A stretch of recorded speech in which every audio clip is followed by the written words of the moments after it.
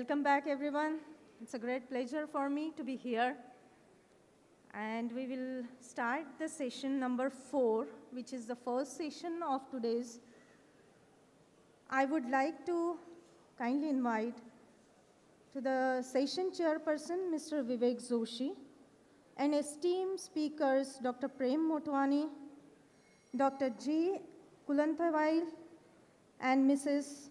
Esther J.C. Could you please come on the dais?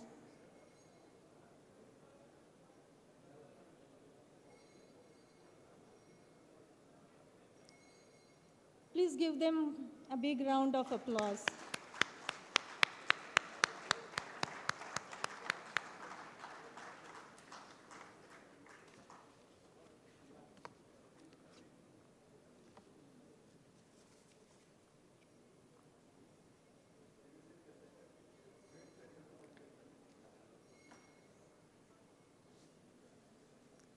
It's quite interesting for me, and I'm really very fortunate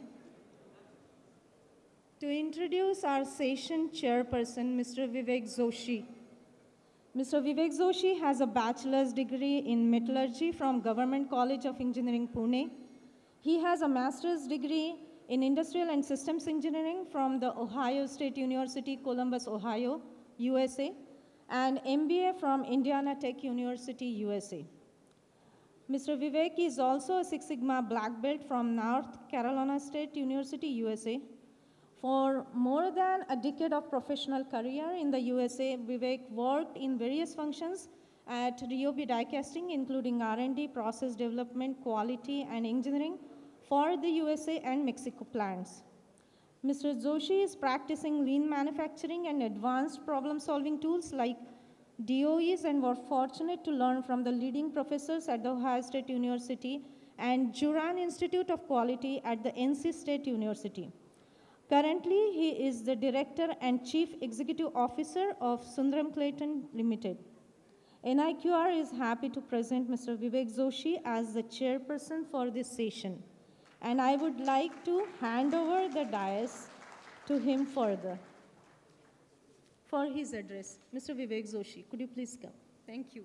Respected dignitaries on the dais, respected dignitaries present in the audience, the NIQR's leadership team, and fellow attendees, a very warm good morning, good afternoon to all of you. I am very pleased to be here today to chair a session with very eminent speakers from different fields on a very, very crucial, important topic in front of not just the industries, but the entire India, considering the path that we are on. I always truly believed that the mantra for the next generation workforce is skill up the operators and de-skill the process. And this is not my mantra actually. This is taught to me by my late mentor, Shri C. Narasimhan. He used to always teach me that you must ensure that 100% plus efforts should be taken when you are skilling the operators, skilling the engineers, and skilling the future leaders. When it comes to the manufacturing process though, it should be so simple, it should be so automated that it can run by itself. Now, a powerful combination of a highly skilled operator and engineer and highly optimized process that can run by itself can lead you to tremendous results. As you know, India is on the verge of scaling new heights in manufacturing with global supply chains rebalancing, initiatives like Make in India, Atmanirbhar Bharat, and the rise of Industry 4.0 technologies, the nation has the opportunity to become not just a global factory, but a global innovation hub. This vision rests solely on our workforce, spanning from machine operators, team leaders, setup techs, supervisors, engineers, managers, and the leadership team. Bridging the talent gap for the engineers and technical staff is one of the most dominant challenges that we are facing today. In fact, I was in a very advanced manufacturing company in Switzerland 6-8 weeks back. And it's a Bueller machine manufacturer. And they had a special session where we participated in understanding the skill gaps.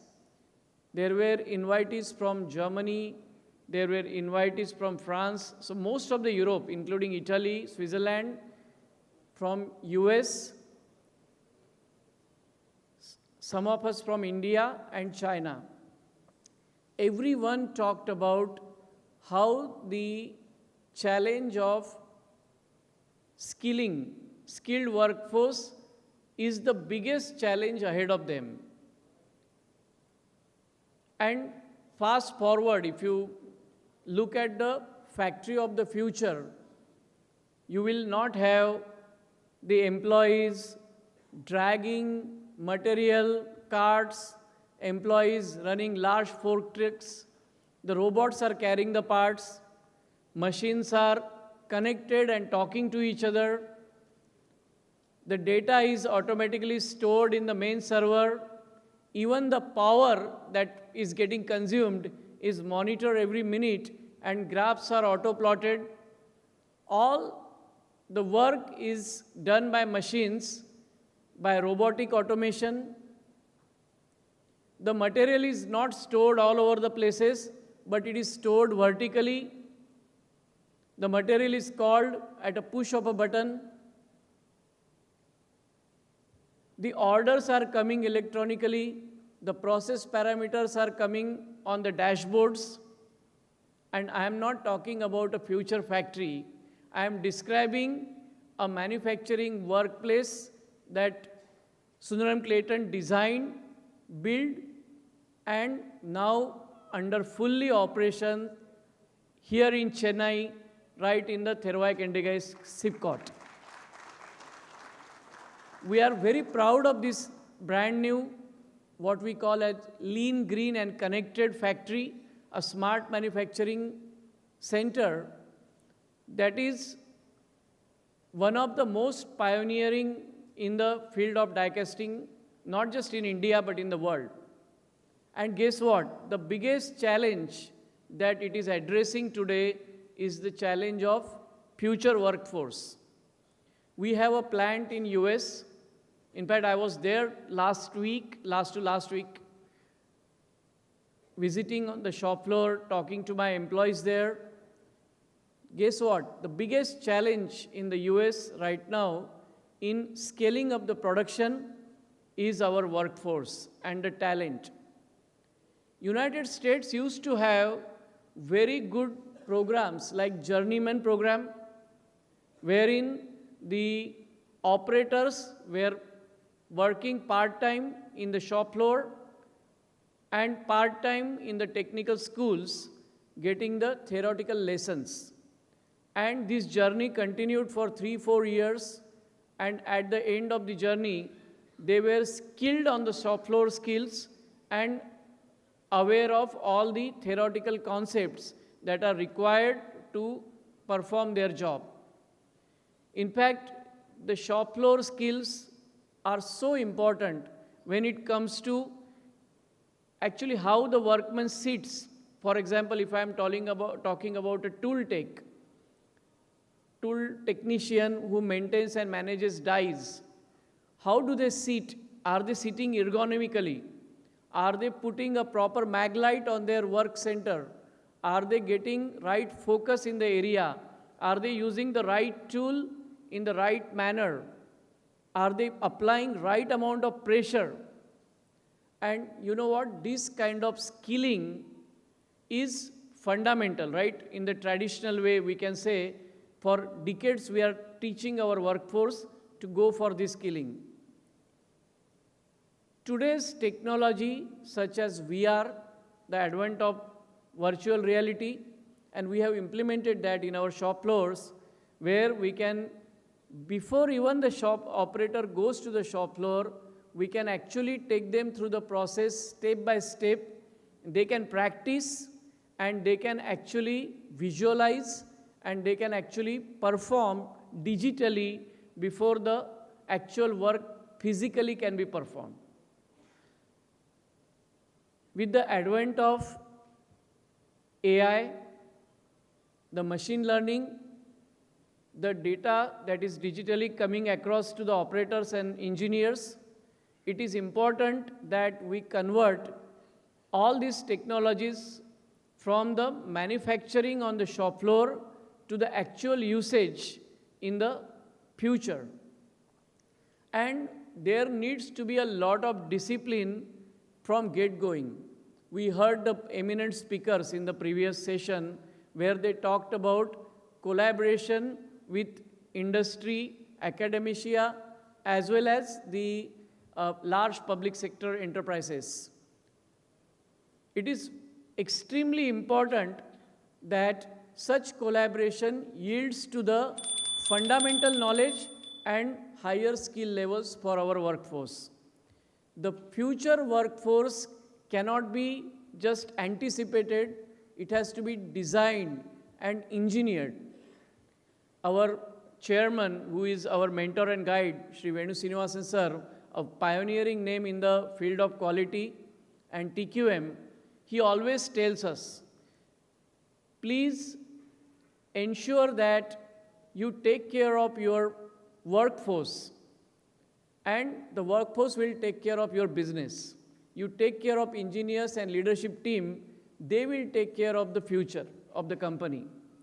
He also ensures that everything that you are doing on the shop floor is systematically pre-designed in a digital space, and then you can implement it in the physical way.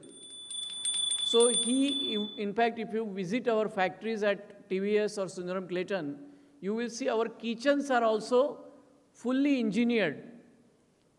The way the raw vegetables will come, where the dry cutting will happen, where the washing will happen, where the storage will happen, we have spaghetti diagrams for every activity that we do at the elemental scale.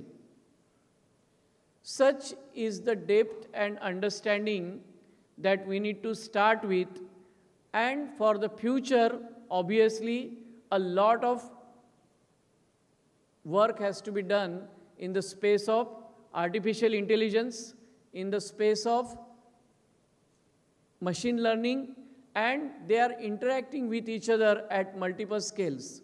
For example, if you are talking about the TPM, it is no longer a maintenance, breakdown maintenance or preventive maintenance. It's no longer a time-based or activity-based maintenance. It is progressing towards the predictive maintenance. It is progressing towards, even before predictive maintenance happens, can machine correct itself and give the parameters that will correct the program.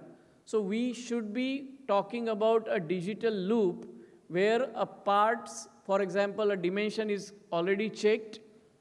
That dimension, they see the trend is going in certain direction. Machine comes to know, hey, if I don't take action now, 5th or 10th part from now will be going towards the out of control loop. Machine takes that signal, either makes a adjustment or ask for a tool change, or ask for, say, if it is a heat treatment process, ask for the temperature changes. Such is the closed loop system that parts will be auto-corrected even before they are produced. That's what we are talking about, the future of workforce. So with this, I think engineering a future-ready workforce, we need to look at the way forward. In terms of industry, we must invest in training, academics, and digital learning. We should collaborate with government. There are many programs the government of India are bringing, and especially in Tamil Nadu, you see that a lot of work is being done by government of Tamil Nadu in terms of Skill India and incentive skilling. The programs like Pay for Skill that you can do yourself in your factories. There must be a very close loop collaboration between the academics and the modern factories, where the curriculum of the academics can be co-designed and co-developed with the help of the industry. Employees must own their learning journey. It never stops with somebody else doing the work for you. We were on a Japan study mission few months back, and 10 days we worked in various areas of Japan. We went around and saw. We looked at their Shinkansen cleaning areas. We looked around their post offices. We looked around where they are disposing of their waste, how they are managing that. We also visited one of the schools, and it is an eye-opener and life-changing experience if you visit a Japanese school live in action. How the kids come together and clean their areas, how the kids come together and help each other serving food. And this kind of what we call in Sanskrit samskaras are given, inculcated. So I don't think Japanese companies, and I worked with many Japanese professors and mentors and bosses, they don't need to be taught 5S in the factory, because 5S is inculcated in their lifestyle whenever they are working in their home or in their school. So a lot of work can be done right from the beginning, and employees must own this journey of self-learning, curiosity, and commitment. Today we offer a lot of digital courses to our employees, and employees go online and then learn by themselves. If you ask your children today, how did you learn something? And they will, most of the time they will tell you, I learned it by myself. So the concept of some teacher teaching is actually changing rapidly with the advent of all these digital technologies. And above all, this transformation must be inclusive. The future of work must not leave anyone behind. So I suggest engineering a future-ready workforce is not just about preparing for tomorrow's jobs. It is about shaping our country's destiny. If we invest in confidence, if we invest in competence, if we invest in the creativity, India will not only be the world's manufacturing hub, but also the manufacturing leader. We saw what China has done. I'm sure with the kind of talent sitting here, the kind of technology that we are exposed to, India is, although it seems far behind, what Mr. T.K. Balaji has mentioned in the morning, leapfrogging, we must go through those breakthrough solutions. We must leapfrog and help Bharat become the manufacturing leader. The workforce we shape today will define the India and build India of tomorrow. Let us engineer it with our vision, courage, and responsibility. I am very happy that we have very eminent speakers here. I didn't want to dwell into the subject too much. I didn't want to steal their thunder. We want to take the knowledge from them, understand and learn from them, and I'm sure you will enjoy this very interactive and very crucial session on the future skilling. I request all of you to pay full attention and look forward to good questions from you at the end of the sessions. Thank you. What an enlightening session, right? Completely different perspectives on 360 degrees from different eminent speakers, whether it is academia, whether it is from the industry, HR world, you could hear it all. The trend seems to be very clear. Number one is the upskilling and reskilling. Most of the speakers talked about it. They summarized the Industry 4.0 and where we are moving towards Industry 5.0. What are the challenges in applying them? What are the essential traits that one has to have to ensure that we adapt to the new changes? Finally, a lot of discussion has happened on data, AI, emerging technologies, and how you can adapt your workforce towards the new technologies. A slight mention was done. However, if the time was permitted, we could have dwelled upon more on the softer skills required for the human potential to adapt to the new things. A good amount of insights were given, which was a very different perspective, and how the from the baby boomers all the way to Gen X and Gen Z and Gen Alpha, how this learning takes place and what are the different approaches in adaptability to the new learnings. I have a question for Motwani sir. You had mentioned that we are shifting from product quality to quality in use on one of the slides. Could he just elaborate more on that from an R&D perspective? Like, because we always focused on reliability and durability of products, but how we have to shift for quality in use? You know, actually, the purpose of all this, Industry 4.0 or Industry 5.0 is to pick up the data. I mean, not only from your manufacturing processes, but from the field and in real time, and see the trend, and based on the analysis, see, like, I said, you have in tires or in EV battery, it is pay-per-use. Or in, say Tesla cars, what they do is like they pick up the data from each of the cars that are running on roads. And based on that, they have softwares based on, even in an iPhone, if any issues are there, they can address through the software itself. But so it is going to come in many other fields as well.